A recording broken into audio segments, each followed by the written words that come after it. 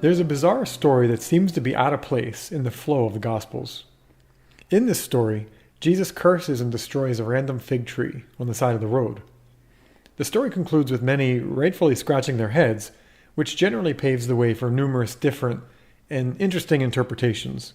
Aside from Jesus being something akin to hangry, the most common explanation I've heard seeks to bolster the replacement theology perspective, that in this passage, Israel, i.e. the Jewish people, had been formally rejected through this event. Not a fig tree, but the olive tree usually represents the nation of Israel in the various Midrashim, or the folk legend. The fig tree holds its own significance, as we will see. So let's dig into this story and see if we can make sense of it. The first problem we have to understanding this stems from the unfamiliarity with the literary genre we are reading.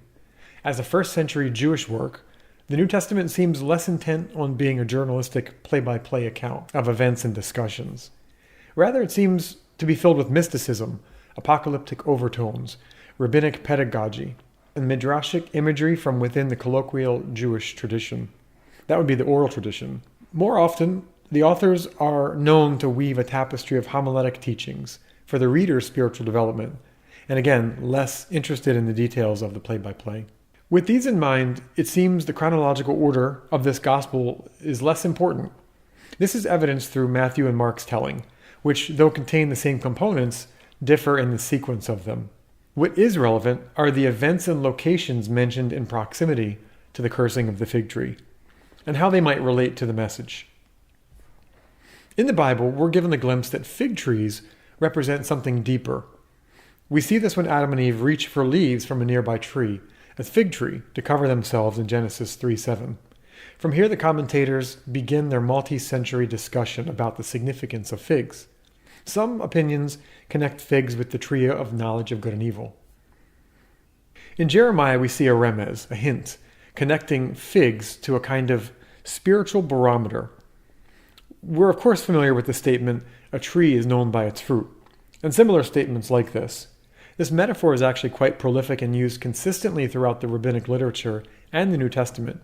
In Jeremiah 24:2 we read, "One basket contained very good figs, like first ripened figs, and the other basket contained very bad figs, so bad that they could not be eaten." In this, the prophet is telling us that there is a difference we should be taking notice of here. We see something similar in Joel 2:22 as well, and we're given the idea that figs also indicate the season, in the literal and in the eschatological sense. This will begin to build the foundation for the cursing of the fig tree incident.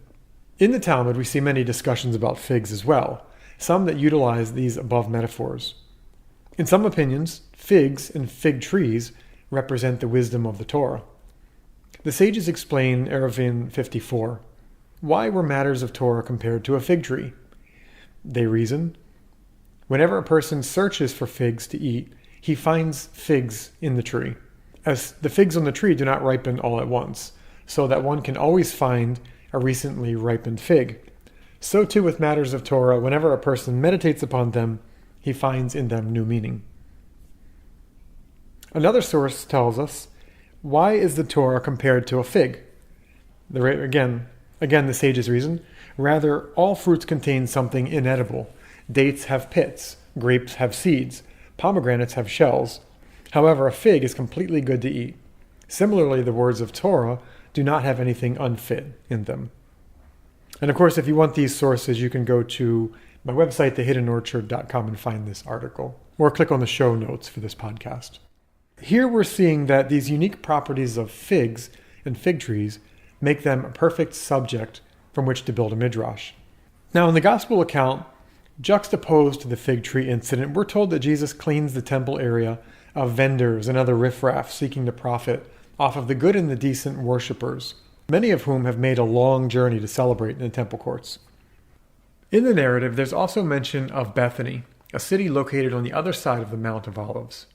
At first, it seems irrelevant to the story, but upon investigation, we find that scholars believe the name for Bethany is derived from Aramaic, Bet Hini, which means house of figs. We're told that Bethany was known for having figs that ripened earlier than most.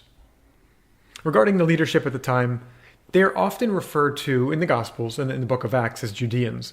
Now, we've covered this in another article, yet one can see how translating the word here from Judeans to Jews causes a problem and supports that earlier theory we looked at. Nevertheless, the pressure had been mounting throughout the narrative between Jesus and the particular leaders of that time in Judea. It was the leadership who were responsible for leading the multitude of Jewish people and upholding the Torah. As the Talmud concurs, though the people at this time were engaged in learning and good deeds, they lacked thorough and upright models of leadership at the highest levels in Jerusalem, which was in the area of Judea. This enabled, unfortunately, multilateral sectarianism, of which the first century was known for. Thus, it seems the cursing of the fig tree is symbolic and serves as an indictment and prophecy upon those very leaders. They had the knowledge, represented by the presence of the leaves on the fig tree. Yet they produced no fruit. Being the upholders of the temple, they were expected to set a model for the nation. The message is that they were to be a house of figs, ripe and blooming with good fruit in season, ready and awaiting the harvest of the Messianic redemption. Reading from one of the oldest parts of the Mishnah, Pirkei Avot, we read, "One whose deeds exceed his wisdom, to what may he be compared? To a tree whose branches are few but his roots are many, so that even if all the winds in the world came and blow upon it, they cannot move it out of its place. As it is said, he shall be like a tree planted by waters, sending forth its root by its stream." Now, in this passage, it also compares someone whose wisdom exceeds their deeds. And in reverse, we see that they are full of branches, but they don't have deep roots. For us, the lesson is this: we need to put our deeds and our wisdom together in the service of the Creator. If we're imbalanced, if we're all wisdom and no action, or all action and no wisdom, then we stand the chance to be like the fig tree that doesn't produce good fruit. That's it for today's episode. I hope you enjoyed this topic. Remember, you can find more information at thehiddenorchard.com. If you liked what you heard, please leave a review and share this podcast with your friends. We don't really engage in marketing, so it's word of mouth and references like that really help spread the word. Also, I want to say thank you to those who subscribe to the site and those who support the Hidden Orchard Project financially. Without you, it wouldn't be possible, so thank you. Thanks to everyone for tuning in, and we'll see you next time.